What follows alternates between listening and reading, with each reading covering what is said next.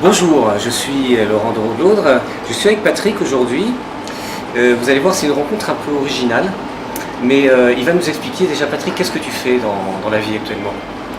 Voilà, actuellement, j'ai créé ma société il y a à peu près 6 mois et je suis dans l'immobilier en fait.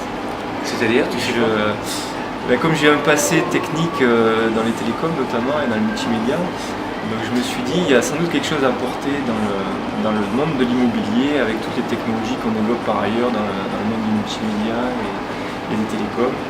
Et donc j'ai essayé de créer une agence immobilière un peu de nouveau genre avec tout ce qu'on peut faire finalement grâce aux nouvelles technologies de l'information, de l'internet, le multimédia, les visites virtuelles.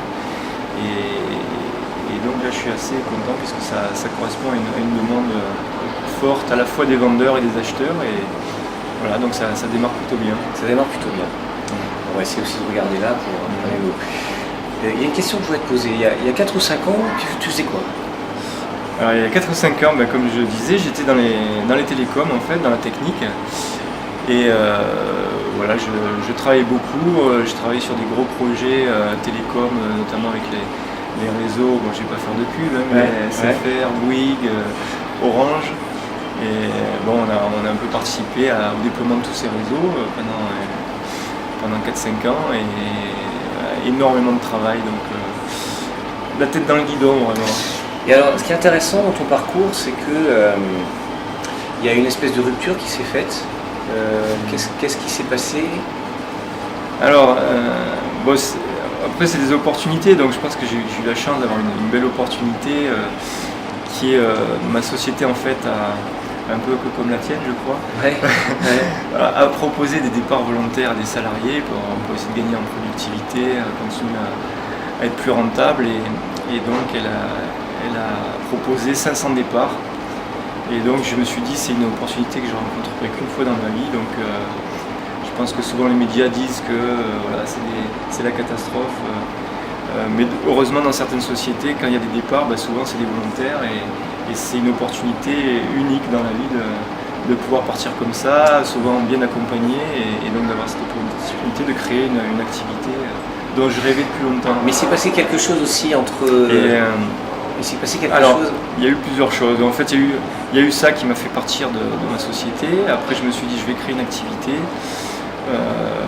Mais entre-temps, j'ai lu des choses. Aussi, notamment ton blog où il y avait une part importante accordée à qu'est-ce que la vie, qu'est-ce qui est important dans la vie, comment laisser une place aux choses importantes dans la vie. J'avais notamment une parabole dans ton blog qui m'a... Les gros cailloux.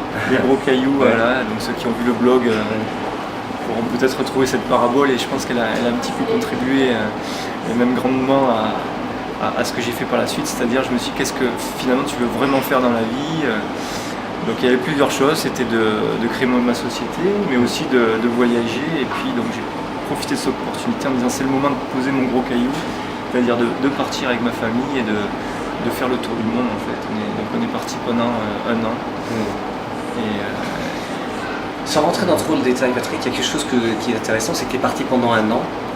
Tu es parti pendant 1 an avec 2 enfants et ta femme. Et au total, quand tu fais ce que ça t'a coûté, moins ce que tu as réussi à mettre en place pour... C'est quoi le budget? Partir 1 an, faire le tour du monde, l'Australie, les États-Unis, le Mexique?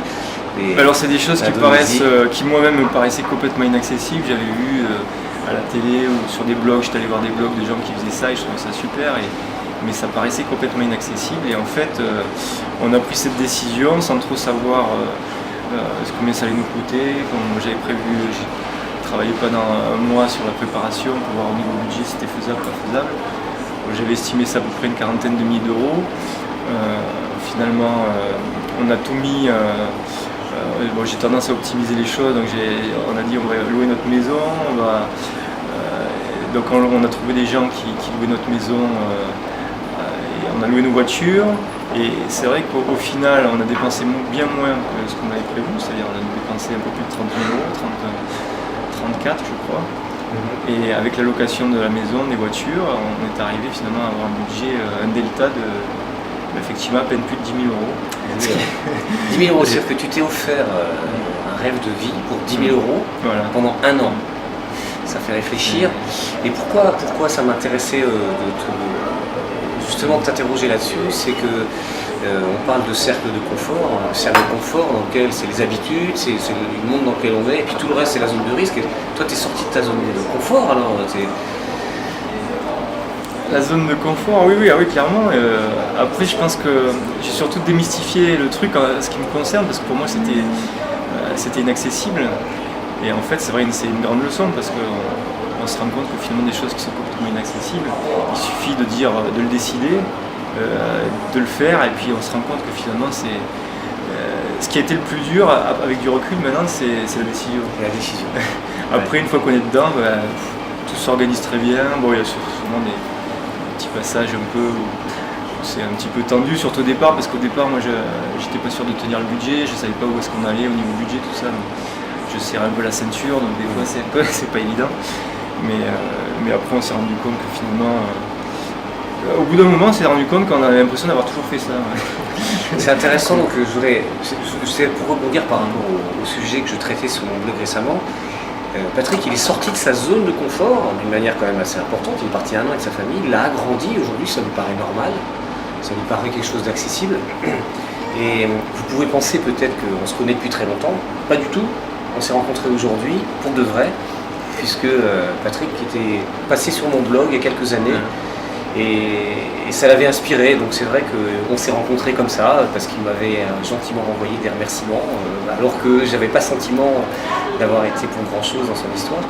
Mais c'est pour ça que c'est important que chacun d'entre nous, on ose sortir de notre zone de confort, puisque l'aventure est juste de l'autre côté, n'est-ce pas? Clairement, ouais. Et ça s'applique à tout ce qu'on fait, tout ce qu'on entreprend. Souvent, ça en fait une montagne, et puis il suffit de le faire, et puis on s'aperçoit que c'est pas si dur. J'ai terminé l'article sur la sortie du zone de confort en disant oser, oser, oser. Donc voilà, c'est le dernier mot que je voudrais vous dire, oser. Je vous remercie, et merci Patrick. Merci. À bientôt. Au revoir.